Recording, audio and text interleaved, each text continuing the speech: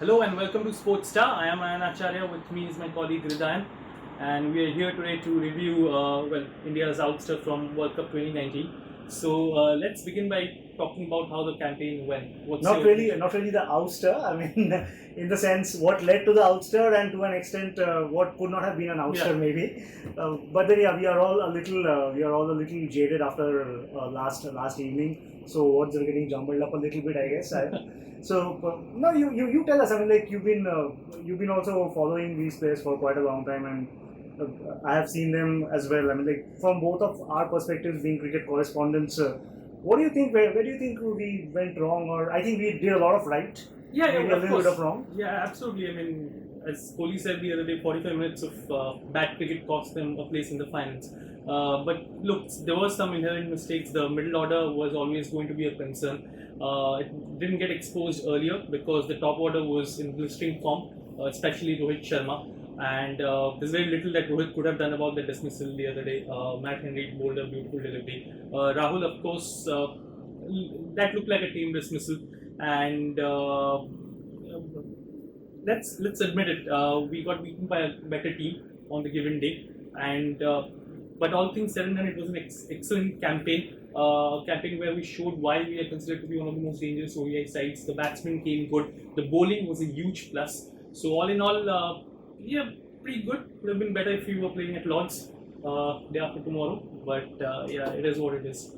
That takes me to a very important point that he was talking about the batting, which was literally led by Rohit Sharma. I mean, we haven't really seen Rohit play the kind of knocks that he played in this World Cup, like on a consistent basis like this. What struck me, amid all these knocks and all that his leg side flick, that which he plays very often, that was not as rare as it is.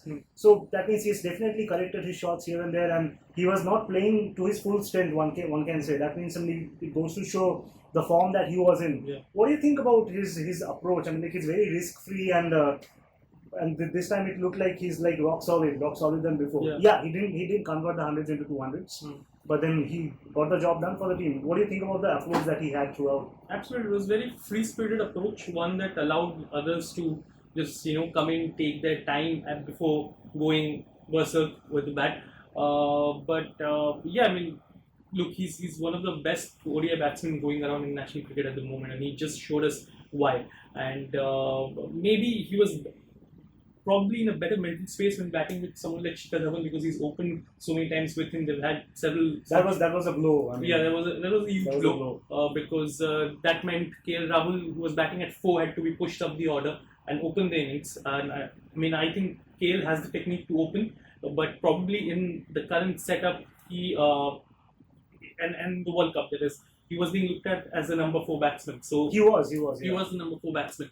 So the minute Dhawan was ruled out, he had to be pushed up, and suddenly the number 4 conundrum, which was a huge question going into the tournament, again reared its head, and players were used. Pant was flown in and played. Shankar's injury was a big blow as well. So the middle order mess sort of came back to bite us. I mean, that takes me to another very important point. That is that number 4 question. It looks like a Slim Shady song right now. I mean, who's going to stand up to be the number 4? So, do you think that we have got it? I mean, like, I think it's a temporary arrangement. It's a stopgap arrangement to have Rishabh Pant bat at number 4, and then when you have, you also have a player like Hardik Pandya who's floating around the batting order. So where do you think we are losing on the side? Like, we don't have a Rahane playing. We don't have a player like a Pujara in tests. We don't have a player like that in one days. When we needed to hold, I mean, like, we are not getting the players who can hold an innings. Yeah. So what do you think should be the ideal number 4 skill set? I mean, to hold, to smash, as a rider. I mean, what do you think? I would say, like, I would have loved to see Dhoni batting at 4, considering he off late he's been taking his time before he can try and play those big shots. Or if he bats at 4, he has. And this is something that has been going on since his heydays. Ganguly at one point was a huge proponent of MS batting at 4, and rightly so. But yeah, in the current setup, Rishabh Pant, of course, comes across as a stopgap arrangement. I have a feeling once they go to the West Indies to play the ODIs, we might even see Virat batting at 4. Maybe Dhawan opening with Rohit, KL say dropping down to number 3 and Virat at 4, which won't be a very bad call considering Virat usually takes his time before he can. They're talking about a 1 day in West Indies. Yeah, 1 day. But we still don't know whether Dhoni is going to be around. That's what I'm saying. Like Dhoni, we have to assume, and as much as we would love to see him around, we have to assume that we've probably seen the last of him in 1 day colours. And the think tank also has to go forward thinking that MS won't be around forever. So of course that means Rishabh will come in. There are other wicket-keeping options too. I don't know. I have a feeling this might be the end of the road for Dinesh Karthik as far as the Indian playing 11 in ODIs is concerned. Since Rishabh Pant seems to be the seems to be the future. Seems to be the future. Absolutely.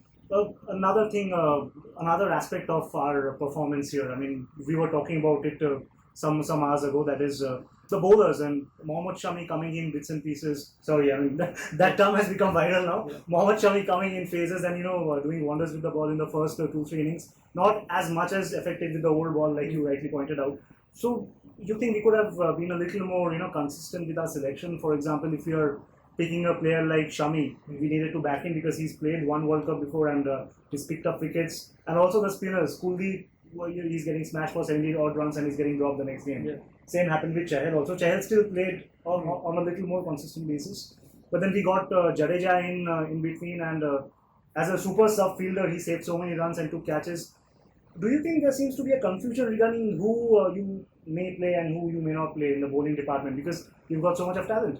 Absolutely. I mean, sometimes abundance of talent can be a problem. The Indian team is a huge example of just that. Jadeja, I was surprised to not see him in the playing 11 right from the start because he's the kind of player who can, he is actually a 3D player who can bat, bowl and field.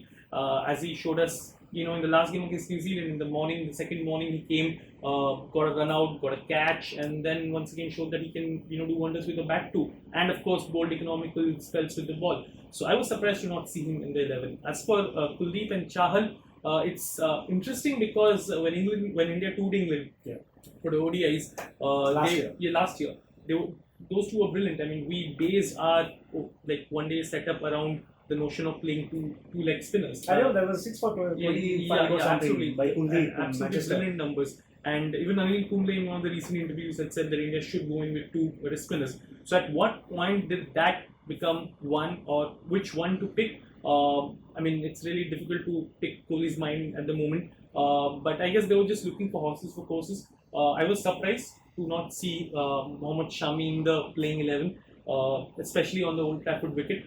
But again, I mean, everyone misread that pitch because it was on the slower side. So maybe it was a good choice after all not to play.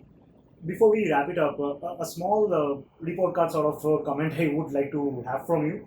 Because since I believe that this World Cup, which comes once in 4 years, it gives us a chance to, review, and it's sort of a performance review, as we can say. So, on a scale of 1 to 10, where would you place India's performance? I think it would be somewhere around 7.5 to 7.8 because of the 2 crunch games that we lost.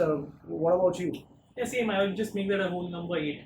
That's all. I mean, well, the 0.5 makes all the difference, right? Yeah, it does absolutely. I mean, as you saw with Dhoni's run out, right? Like the margins matter, but ODI cricket, limited overs cricket, and even Test cricket at the moment, Indian Test cricket, they're in safe hands. It's a transition. It happened when Dhoni gave up captaincy. The baton passed to Virat. And once again, there's ample speculation surrounding him and whether and when, rather, it's a case of when now, whether really takes a back seat. But interesting times ahead. We travel to the West Indies come here, South Africa comes here, right? Bangladesh comes here. So South Africa, of course, their World Cup campaign notwithstanding, it's a quality side which won't keep playing ordinary cricket the way they played.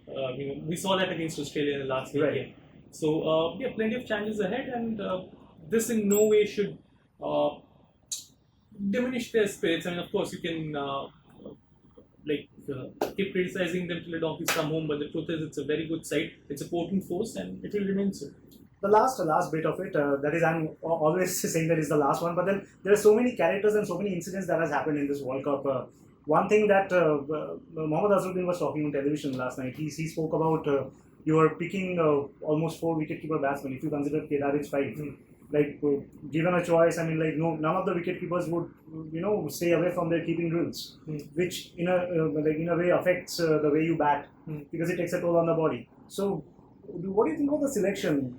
I mean, you're playing DK in the same 11. You're playing Rishabh, both wicket keepers. You're playing Dhoni. You also have a KL who's also a sort of a backup keeper. I mean, he kept wickets for Kings 11 Punjab for the entire season, two seasons ago in the IPL.